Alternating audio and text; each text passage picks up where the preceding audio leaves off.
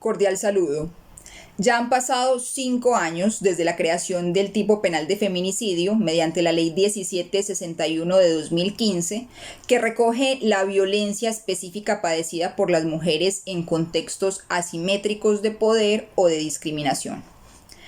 El diagnóstico sobre la implementación o el cumplimiento de dicha ley no es positivo y en estos breves minutos les esbozaré algunas de las fallas que considero más preocupantes. Primero, pese a que la misma ley consagra que cuando exista evidencia o sospecha fundada de la perpetración de un feminicidio o de una tentativa de feminicidio, las investigaciones deberán iniciarse de modo especializado, esto no es lo que muchas veces ocurre en la práctica, pues se descartan o se dejan de investigar contextos violentos o ricos en elementos indiciarios que puedan fortalecer a futuro el acervo probatorio. Es decir, en ocasiones hay incumplimiento del principio rector de la debida diligencia en materia de investigación y juzgamiento de feminicidios, no solo consagrado en dicha ley, sino en instrumentos internacionales como la Convención Belén do Pará, que en su artículo 7º señala la obligación de todos los estados de la debida diligencia en todas las etapas: prevención, investigación y sanción en los casos de violencia contra las mujeres. Esta obligación corresponde no solo a los funcionarios y las funcionarias judiciales, sino a los fiscales, policías, investigadores. Segunda falla: la deficiente construcción de las conductas jurídicamente relevantes que conllevan a una inadecuada calificación jurídica por parte de la Fiscalía, lo que implica que se comience la investigación e incluso el inicio formal del proceso penal con una hipótesis errónea, como sería la de homicidio, cuando existen elementos para que se investigue por un feminicidio. Esto genera varias consecuencias adversas. La primera es la ya mencionada falta de debida diligencia,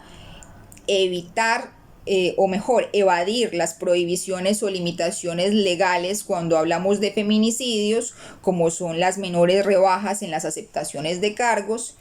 y las condiciones para preacordar, que no pueden recaer sobre los hechos imputados y sus consecuencias.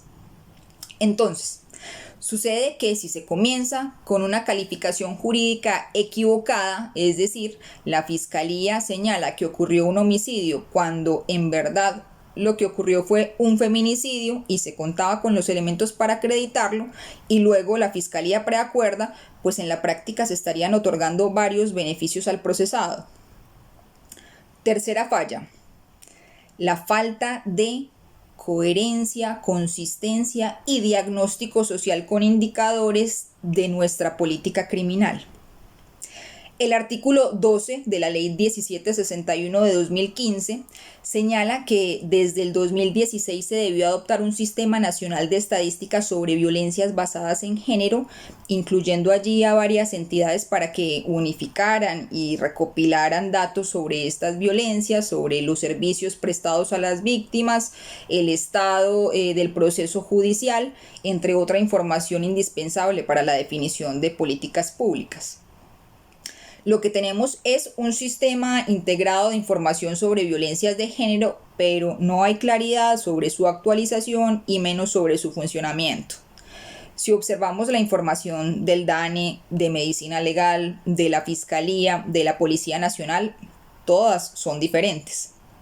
Entonces, no hay claridad en el uso de este sistema integrado de estadísticas y sin eso, pues tan elemental, las políticas públicas carecen del principio de realidad o correspondencia. En consonancia con ello, es pertinente referir lo señalado por el maestro Zaffaroni desde el año 2017, esto es, que el universo de los feminicidios no es tan grande, de modo que en una investigación se puede abarcar la totalidad de datos disponibles sobre las causas. Por eso es tan importante recoger la información disponible, porque esto ayuda a la investigación criminológica y así podemos evaluar su utilidad para efectos preventivos. En esta medida es importante que integremos los datos y el estudio de todas las violencias de género, pues este es un asunto público que corresponde desmontar a todas las autoridades y a toda la sociedad. Según el Observatorio de la Fundación Feminicidios Colombia, en lo que va del 2020 se han perpetrado 174 feminicidios, hay 210 casos en verificación, hay 103 tentativas de feminicidios y 81 feminicidios fueron perpetrados por hombres que eran las parejas de las mujeres. Muchos de los datos que se repiten tienen que ver con la forma en que matan a las mujeres o los medios de la comisión del delito. Según cifras de la misma fundación, este año 3 mujeres fueron incineradas, a 65 las mataron con armas cortopunzantes, a 61 mujeres por arma blanca, 14 por asfixia mecánica, 3 por estrangulamiento y 13 mujeres fueron asesinadas por golpes, entre otras modalidades. Y así hay una cantidad de cifras alarmantes para las tentativas de feminicidios, que más de la mitad son perpetradas por armas cortopunzantes y en concordancia con lo antedicho a veces son mal calificadas por la Fiscalía. Entonces el proceso penal inicia con una hipótesis de lesiones personales y a futuro lo que tenemos es un feminicidio consumado. Este es pues un tema de voluntad e idoneidad o competencia, que sin duda involucra a penalistas y a toda la sociedad. Muchas gracias.